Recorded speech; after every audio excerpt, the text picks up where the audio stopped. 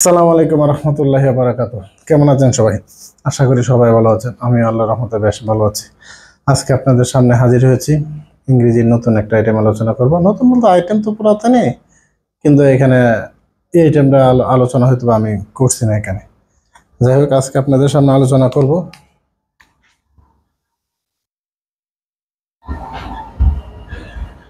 Pronoun নিয়ে। Pronoun মানে কি? নাউনের পরিবর্তে যে ওয়ার্ড বা শব্দ বসে সেটাই প্রনাউন। প্রনাউন হলো 8 প্রকার, কিন্তু প্রনাউন মানে হলো মূলত সর্বনাম। প্রনাউন মানে যদি সর্বনাম হয়, সর্বনাম, কিন্তু বাংলা আবার কিন্তু সর্বনাম 10 প্রকার। বাংলা সর্বনাম 10 প্রকার, আবার ইংরেজিতে যখন আমরা হিসাব করব প্রনাউন এটা আবার 8 প্রকার। একুরেট মিল বা এরকম না যে মানে গ্রামার বাংলা যে এরকম ইংলিশ আবার এরকম, বিষয়টা এরকম না। পার্সোনাল প্রনাউন, তো এটা আমরা ধরতে পারি ব্যক্তিগত সর্বনাম। মানে কি? ব্যক্তিগত সর্বনাম এই কারণে এটা ব্যক্তির পরিবর্তে বসবে, তাই এটা পার্সোনাল প্রনাউন। যেমন এখানে কি হবে? I, he, she, we, etcetera. এগুলা কি মূলত ব্যক্তি, তাই এটা কি? এটা হলো, তাই এটা personal pronoun. I, me, my, mine. Subject, object, possessive, double possessive. আরেকটা আছে রিফ্লেক্সিভ, এটা আমি আলাদা আলোচনা করবো, তাই এখানে আমি লিখি নাই। পার্সোনাল এটা কি সাবজেক্ট, মানে সাবজেক্ট রূপে যখন বলবো, যেমন সাবজেক্ট রূপে আমরা এখানে ব্যবহার করতে পারি। আই হ্যাভ এ বুক, আমার একটি বই আছে।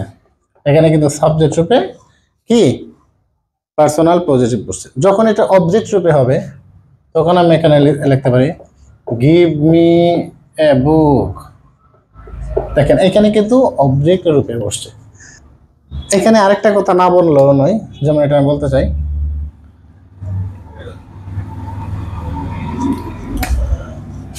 ভার্বের পর, মনে রাখবেন, ভার্বের পর অবজেক্ট রূপ বসে। কি বললাম? ভার্বের পর সর্বদা কি অবজেক্ট হবে। যেমন গিভ মি, গিভ আই হবে না।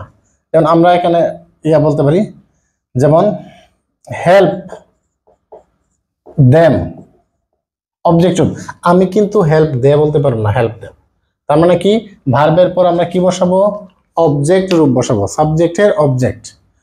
আচ্ছা, এখানে আরেকটা কথা জানতে হবে আপনাকে, যে আমরা বলতে পারি যে লেটের পরও কিন্তু অবজেক্ট রূপ হয়। যেমন এখানে আমরা বলতে পারি let us go for a walk, অথবা লেট মি গো, অথবা লেট মি গো। এই যে লেটের পরে কি আমরা বসাইছি, এই যে ওয়ের অবজেক্ট কি আস, এখানে আয়ের অবজেক্ট কি মি। এই যে লেটের পরে আমরা কি বসাবো? অবজেক্ট রূপ বসাবো। দেনের পর আমাদের কিন্তু এখানে সাবজেক্ট রূপ বসাতে হয়। দেনের পর, যেমন এখানে মনে রাখবেন, দেন এরপর সাবজেক্ট রূপ বসে। কিন্তু এটা অনেকে আসলে মনে করে যে স্পিকিং এর ক্ষেত্রে অনেক ক্ষেত্রে দেনের পর অবজেক্ট রূপ বলে ফেলে। যেমন হি ইজ ওল্ডার দেন, এখানে কি হবে? আই নাকি মি? এখানে স্পোকেনের ক্ষেত্রে অনেক সময় বলে ফেলে না যে মি মি, বিষয়টা এরকম না। এখানে he is older than I, এটাই সঠিক, এটা ভুল। আরেকটা কথা এখানে উজ্জ্ব আছে, আয়ের পরে কিন্তু এখানে এমটা উজ্জ্ব আছে, যদিও এটা আমরা বলার ক্ষেত্রে বা লেখার ক্ষেত্রে বলি না। কিন্তু দেখেন হি এর পরে কি আছে? হি এর পরে he is older than I am, এখানে এমটা আমরা লিখি না, কিন্তু এখানে এমটা লেখার সুযোগ কিন্তু রয়েছে। তাই এখানে কি বলছি, যে দেনের পর এখানে সাবজেক্ট রূপে আপনাকে বসাতে হবে। আবার ভার্বের পর অবজেক্ট, এটা আবার লেটের পরে কি অবজেক্ট। প্রিপোজিশন এর পর আমরা ঠিকই এখানে অবশ্যই অবজেক্ট রূপ আমাদের বসাতে হবে, অবজেক্ট রূপ হবে। প্রিপোজিশনের পরে কি হবে? অবজেক্ট। যেমন he said to me or I, কোনটা হবে? অবশ্যই আপনারা জানেন হি সেড টু, এখানে প্রিপোজিশন আছে, তাই এখানে মি হবে, আর হবে না। এই যে হি সেড টু মি। যেমন গো উইথ কি হবে? গো উইথ মি, প্রিপজিশনের পর অবজেক্ট রূপ বসে। আর কি জানলাম আমরা? দেনের পর সাবজেক্ট রূপ বসে, ভার্বের পর অবজেক্ট রূপ বসে, লেটের পর কি হয়? অবজেক্ট রূপই বসে। আমি ডবল এটাকে আসলে এটার আরেক নাম কি জানেন? Positive adjective. এটা কেন বলে দেখেন, পজিটিভ অ্যাডজেক্টিভ কেন বলে? যেমন আমি যদি বলি দিস ইজ হিজ বুক, এই যে দেখেন দিস ইজ কি? His book. আমরা এখানে বলতে পারি দিস ইজ হিজ বুক। এখানে কিন্তু দেখেন সাবজেক্ট অবজেক্ট না, এটা পজিটিভ আকারে বসছে, তখন এটা কিন্তু পজিটিভ অ্যাডজেক্টিভ আমরা এটা বলতে পারি। কারণ কি অ্যাডজেক্টিভ কেন? এটা যদি নাউন হয় এটাকে মডিফাই করছে এটা কার বই? তার বই, তখন এটাকে আমরা পজিটিভ অ্যাডজেক্টিভ বলতে পারি। যেমন এভাবে বলতে পারি দ্যাট ইজ আওয়ার হাউস। এই যে দেখেন এখানে কিন্তু কি বললাম, এখানে আওয়ার করতে আসছে, আমি কিন্তু উইও লিখতে পারবো না, আসও লিখতে পারবো না, এটা কিন্তু আমাকে আওয়ার লিখতে হবে। This is our house. এই যে এখানে নাউন, এই যে নাউনকে মডিফাই করে কি অ্যাডজেক্টিভ, তাই এটাকে আমরা পজিটিভ বলতে পারি। মানে কি পজিটিভ, এটাকে পজিটিভ পজিটিভ অ্যাডজেক্টিভ আমরা বলতে পারি।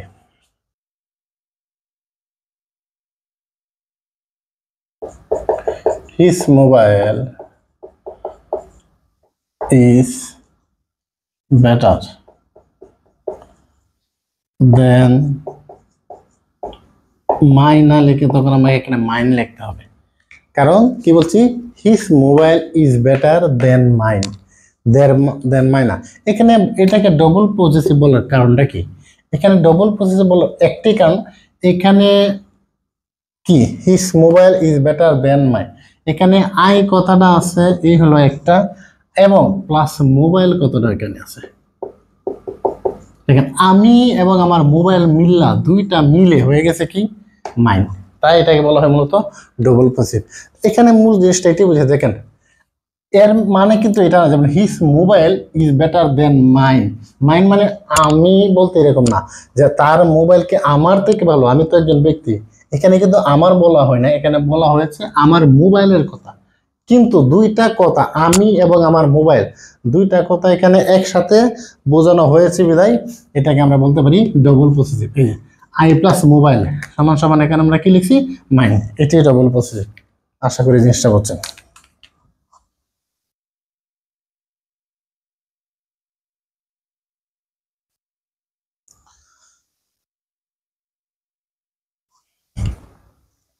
তাহলে সাবজেক্ট রূপ, অবজেক্ট রূপ, পসেসিভ এবং ডবল পসেসিভ রূপ আশা করি ক্লিয়ার। এবার ব্যক্তিবাচক প্রণয়ন গলার সাজাবার একটা ক্যাটাগরি আছে। আমরা যখন এখানে সাধারণ রীতি ভাবে লিখব, সাধারণ রীতি অথবা সাধারণ সেন্টেন্স আমরা বলতে পারি, তখন এটা কি হবে? সাধারণ রীতির ক্ষেত্রে আমরা এটা বলতে পারি এইভাবে। আরেকটা আছে দোষের ক্ষেত্রে, দোষের ক্ষেত্রে। আচ্ছা দোষের ক্ষেত্রে কি হবে? দোষের ক্ষেত্রে 1 2 3, আর সাধারণ রীতির ক্ষেত্রে হবে 2 3 1। এটা দ্বারা কি বললাম? এটা 1 first person, second person, third person. এটা কি second person, third person, first person. আচ্ছা সাধারণ রীতি। আচ্ছা আসলে এটা ইংরেজি ভাষা, হ্যাঁ ইংরেজদের ল্যাঙ্গুয়েজ, তারা আসলে খুবই পোলাইট, খুবই ভদ্র, খুবই জেন্টেল। তারা কি করে? আমাদের বাঙালির মতো না, দোষের ক্ষেত্রে তখন নিজের গাড়ে দোষটা আগে চাপায় যে আমি অপরাধী, আমি দোষী। দেখবেন তারা কথায় কথায় বলতেছে পার্ডন মি, প্লিজ, সরি, এই কথাগুলো তারা বেশি ব্যবহার করে, মানে খুবই নম্র ভদ্র, ইটিকেট যেটাকে বললে আর কি। তখন তারা কিন্তু এই জন্য দোষের ক্ষেত্রে আগের নামটা, নিজের নামটা আগে আনবে, পরে যিনি উপস্থিত মানে ইউ সেকেন্ড পারসন, তোমার নামটা আসবে, লাস্টে যে উপস্থিত থাকতে পারে নাও থাকতে পারে তখন লাস্টে তার নামটা দেবে। আমরা বাঙালির ক্ষেত্রে যে উপস্থিত নাই তার গায়ে সব দোষ চাপাই দেব, বিষয়টা আসলে এরকম না। তাই দোষের ক্ষেত্রে 1 2 3, আর সাধারণ রীতি এখানে 2 3 1। যেমন আমি একটা উদাহরণ দিই, আমি যদি এখানে লিখি, দেখেন I U and he are guilty। এই যে দেখেন প্রথমে কি লিখছে? একে গিল্টি মানে কি? অপরাধী। এটা কিন্তু দোষের ক্ষেত্রে এই উদাহরণ। তখন প্রথমে কি ফার্স্ট পারসন এই যে আই, তারপর কি সেকেন্ড পারসন এই যে ইউ, লাস্টে কি থার্ড পারসন এই যে হি। দোষের ক্ষেত্রে যখন হবে তখন আমাদেরকে এই সিরিয়ালটা মেনটেন করতে হবে 1 2 3। আর সাধারণ রীতির মধ্যে আপনি এইভাবে লিখতে পারবেন, এভাবে লিখতে পারবেন you, he and I are going to market, অথবা you, he and I are present here। তার মানে কি সাধারণ রীতির ক্ষেত্রে এটা হবে 2 3 1, আর দোষের ক্ষেত্রে হবে 1 2 3। এটা পার্সন সাজানোর একটা ক্যাটাগরি বা সিস্টেম। ডেমনস্ট্রেটিভ প্রনাউন কি? নির্দেশক বাচক আমরা দিতে পারি, নির্দেশক বাচক, নির্দেশক বাচক। হ্যাঁ, ডেমনস্ট্রেটিভ মানে কি নির্দেশক, কি কোনটি? যেমন আমরা বলতে পারি দিস, দ্যাট, দিস, দোস, এই চারটা হলো কি ডেমনস্ট্রেটিভ প্রনাউন, নির্দেশক বাচক। আমরা কিন্তু বাংলা পড়ছি যে প্রনাউন মানে কি সর্বনাম, কত 10 প্রকার পড়ছিলাম, কি ব্যক্তিবাচক, আত্মবাচক, সামীপ্য, দূরত্ব, হ্যাঁ সাকল্য, প্রশ্নবাচক, তারও আছে গুরুত্ব, অনির্দিষ্ট, ব্যতিহারিক, সংযোগজ্ঞাপক, অন্যাদি, কেমনে শিখি, যদিয়াতে, মন্যাদি। মনে আছে? ক্লাস আমার আছে ইনশাল্লাহ। এটা কিন্তু আমরা পড়ছিলাম 10 প্রকারের বাংলা সর্বনাম। কিন্তু এখানে মাথায় রাখতে হবে ডেমনস্ট্রেটিভ কিন্তু প্রনাউন ইংলিশে 8 প্রকার। এর মধ্যে কি ডেমনস্ট্রেটিভ কি যেমন পড়ছিলাম না বাংলা নির্দেশক বাচক, যেমন দিস ইজ এ পেন, ওই দেখা যা তাল গাছ, ওই আমাদের গা, এটা হলো কি দূরত্ববাচক। হ্যাঁ, আর মানে একটা আছে সামীপ্য মানে কাছে। তো ইংলিশের ক্ষেত্রে এইভাবে আছে দিস, দ্যাট, দিস, দোস। যেমন এইটা আর এটা হলো এই দুটোটাই কিন্তু সিঙ্গুলার। আবার এই দুটোটা কিন্তু প্লোরাল, এটা সিঙ্গুলার। তবে এখানে একটা কথা কি যে এই দিস আর হলো এটা আর হলো এটা, এই দুইটা আমরা প্রকাশ করে নিয়ারার বা নিয়ার কাছে থাকলে, আর ওই দ্যাট আর এই দোস ওইটা প্রকাশ করে ফার মানে দূরের ক্ষেত্রে। এটা মাথায় রাখতে হবে। তার মানে আমি যদি একটা উদাহরণ দিই তার বিষয়টা ক্লিয়ার হয়ে যাবে। যেমন আমরা লিখতে পারি দিস ইজ এ পেন, এই দিস ইজ এ পেন, এই একটি কলম। কিন্তু আমরা যদি বলি দূরের কথা দ্যাট ইজ এ লাইট, ওইটা হলো লাইট। তার মানে কি এটা দূরের ক্ষেত্রে, এটা কাছের ক্ষেত্রে। ওইটার প্লোরালই হলো, এটার প্লোরাল এটা, আর এটার প্লোরাল হলো এটা। তবে এখানে একটা কথা, এই দেখেন এখানে আমি কি লিখছি দিস, দ্যাট, দিস, দোস, এটা কিন্তু ডেমনস্ট্রেটিভ প্রনাউন। আবার কখনো কখনো এটা ডেমনস্ট্রেটিভ অ্যাডজেক্টিভ হতে পারে। আমি যদি বলি এরকম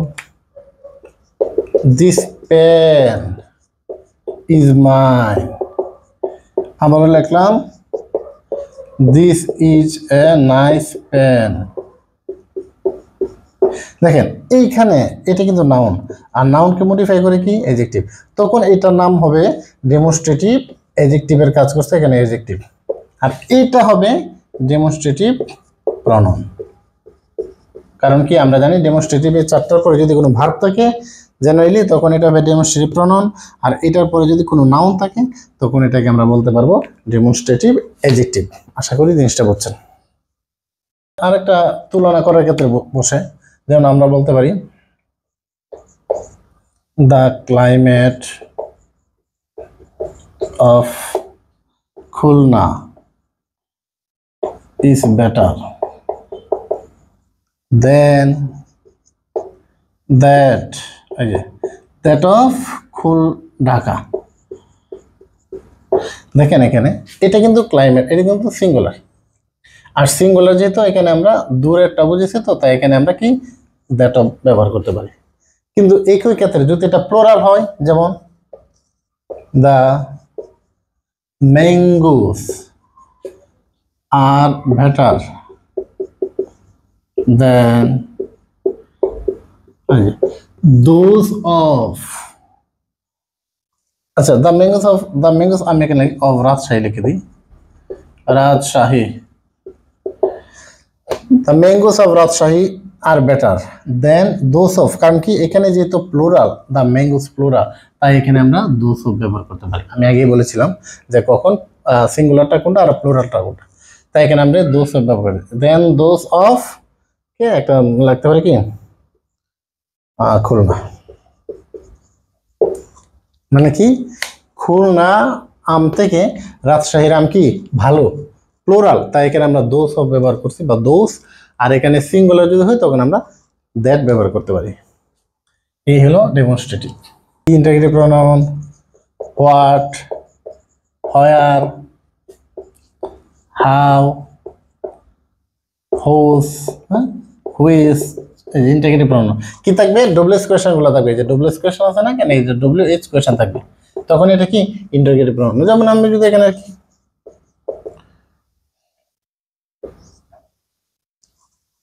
হোয়ার আর ইউ গোয়িং নাও, এই যে এটা কি ইন্টারগেটিভ প্রোনাউন। কিন্তু যদি এরকম থাকে which book do you want, তখন দেখেন এটা হুইচ আছে ঠিকই, কিন্তু এখানে নাউন থাকার কারণে এটাকে মডিফাই করছে, তাই এটাকে আমরা বলবো ইন্টারগেটিভ এডজেক্টিভ। আর এটা যখন ইন্টারগেটিভ যখন থাকবে এরপর যদি ভার্ব থাকে তখন এটাকে আমরা বলবো ইন্টারগেটিভ প্রোনাউন। আর যখন নাউন থাকবে তখন হয়ে যাবে কি নাউনকে মডিফাই করে কি অ্যাডজেক্টিভ, তাই আমরা এটা বলতে পারি এই হুইচটা এখানে ইন্টারগেটিভ এডজেক্টিভ। মানে বাক্যের মধ্যে অবস্থানগতভাবে পরিবর্তন হয়ে যে জিনিসগুলো ইন্টারগেটিভ প্রোনাউন হয়, ডেমনস্ট্রেটিভ হয়, এই জিনিসগুলো কিন্তু প্রোনাউন ঠিক আছে, কিন্তু আবার ক্ষেত্র বিষয়টাকে ওই নামটা সহ এডজেক্টিভ হতে পারে। যেমন এটার নাম আমরা দিতে পারি ইন্টারগেটিভ এডজেক্টিভ, যেমন এর আগেরটার নাম দিয়েছিলাম কি ডেমনস্ট্রেটিভ এডজেক্টিভ। এরকম রিলেটিভ প্রোনাউন, রিলেটিভ মানে কি সম্বন্ধবাচক সর্বনাম। আমি আর লিখলাম না, রিলেটিভ মানে সম্বন্ধজাত, মানে এই রিলেশনটা মানে সম্বন্ধ মধ্যে কি তার পূর্বের যেটা বলে অ্যান্টিসিডেন্ট, পূর্বের পরটাকে কি একটা রিলেশন আছে, একটা সম্পর্ক আছে। যেমন আমি যদি লিখতে পারি the man who came here yesterday is my friend. এই যে দেখেন এইখানে কি দ্য ম্যান দ্বারাই কিন্তু এই দ্য ম্যান যে হু হু দ্বারা কিন্তু দ্য ম্যানকেই নির্দিষ্ট করে বোঝানো হয়েছে। এটি মূলত এখানে রিলেশন, এটার সাথে একটা রিলেশন আছে বিধায় এটা রিলেটিভ প্রোনাউন। এই যে হু এখানে রিলেটিভ প্রোনাউন, তাই এখানে আবার হু যদি সামনে বসে লাস্টে প্রশ্নবোধক চিহ্ন হয় তখন কি হয়ে যাবে ইন্টারগেটিভ প্রোনাউন।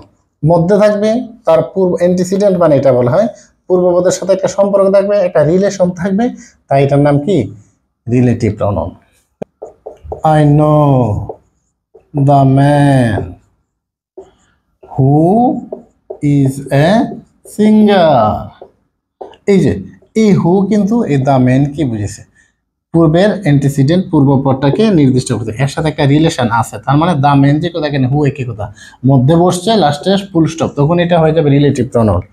চীনের কৌশল কি, যখন ডব্লিউএস কোয়েশ্চন মধ্যে থাকবে সাধারণত এবং তার পূর্বের অ্যান্টিসিডেন্ট পূর্বপদকে নির্দিষ্ট করবে, পূর্বপদকে রিলেশন করবে, একটা সম্পর্ক থাকবে, লাস্টে ফুল স্টপ থাকবে, তখন এটা হয়ে যাবে কি রিলেটিভ প্রোনাউন। আর যখন এটা সামনে থাকবে লাস্টে প্রশ্নবোধক চিহ্ন থাকবে তখন এটা হয়ে যাবে কি ইন্টারগেটিভ প্রোনাউন। ইনডিফিনিট প্রোনাউন, আচ্ছা ইনডিফিনিট প্রোনাউন কি ইনডিফিনিট প্রোনাউন, যেমন আমরা লিখতে পারি one should do one's duty, মানে অনির্দিষ্ট। ইনডিফিনিট প্রোনাউন মানে কি অনির্দিষ্ট সর্বনাম, মানে নির্দিষ্ট না, প্রত্যেককে তার নিজের কর্ম করা উচিত। যেমন সামবডি উইল কাম, মানে কি সামবডি কিছু লোক বা কেউ একজন, এনিওয়ান উইল ডু ইট মানে কেউ এটি করবে, তার মানে কি এনিওয়ান সামবডি ওয়ান, এটা কি কোনো নির্দিষ্ট না, যে কেউ যে কোনো ওয়ান, তখন এটা আসলে ইনডিফিনিট প্রোনাউনের মতো কাজ করে, তাই এটা মূলত ইনডিফিনিট প্রোনাউন, মানে নির্দিষ্ট না অনির্দিষ্ট। এনিওয়ান যে কেউ, সামবডি কেউ একজন, ওয়ান যে কোনো একজন, এই জন্য এটা মূলত indefinite pronoun. Nobody knows me here, এখানে আমাকে কেউ চিনে না, কেউ এখানে আমাকে চিনে, এই যে নোবডি, অনির্দিষ্ট কেউ, তখন এটা কি ইনডিফিনিট প্রনাউন হয়ে গেল। ডিস্ট্রিবিউটিভ প্রনাউন, ডিস্ট্রিবিউটিভ কি, ডিস্ট্রিবিউটিভ হলো পৃথকীকরণ, পৃথকীকরণ সর্বনাম,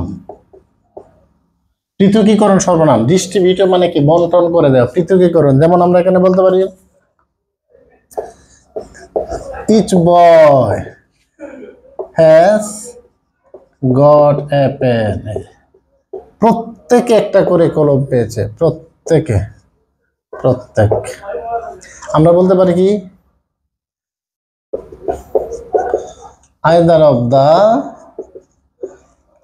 গার্লস উইল ডু ইট, মানে আইদার অফ দ্য গার্লস, দুয়ের মধ্যে একজন এই কাজটি করবে, তার মানে কি বন্টন করে দিয়েছে, প্রত্যেকে পৃথক পৃথক বা পৃথকীকরণ। Neither of the boys does the work, মানে দুজনের মধ্যে কেউই না কাজটি করে নাই, দুজনের মধ্যে কেউই কাজটি করে নাই। এই যে এটা নাইদার, দুটি, যখন আমরা দুইয়ের মধ্যে একটিও না তখন হবে নেইদার, দুজনের মধ্যে যে কোনো একটি তখন হবে ইদার। এই যে either of the girls will do ইট, দুজনের মধ্যে যে কেউ একজন এই কাজটি করবে। Neither of the boys, sorry, neither of the boys does the work, মানে এগুলো তখন সিঙ্গুলার বার বসে। দেখেন এখানে বয়েজ থাকার কারণে কিন্তু আমি এখানে দ্য বয়েজ প্লুরাল, আমি কিন্তু এখানে ডু দিতে পারবো না, কারণ এটা নিদার অফ দ্য আছে, তখন এটা দুজনের মধ্যে একজনও কাজটি করে নাই। এবার করে কিন্তু নেগেটিভ, এখানে মনে হইতে পারে the boys does the work, না, এটাকে মনে করে কিন্তু negative, either of the boys does the work, তার মানে কি আলাদা পৃথক করে যখন বোঝাবে তখনই সেটা মূলত ডিস্ট্রিবিউটিভ প্রনাউনে হিসাবে বিবেচ্য হবে। রিফ্লেক্সিভ প্রনাউন মানে কি, আত্মঘটিত সর্বনাম, আত্মঘটিত সর্বনাম, বাংলাটাও জানতে হবে। আত্মঘটিত মানে কি, নিজে নিজে আপনি আপনি, যেমন আমি যদি লিখি হি কিল্ড হিমসেলফ, মানে এটা অর্থ কি, হি কিল্ড হিমসেলফ মানে সে আত্মহত্যা করলো। মনে রাখবেন রিফ্লেক্সিভের মধ্যে অবশ্যই অবশ্যই সেলফ অথবা সেলফ কথাগুলো থাকবে।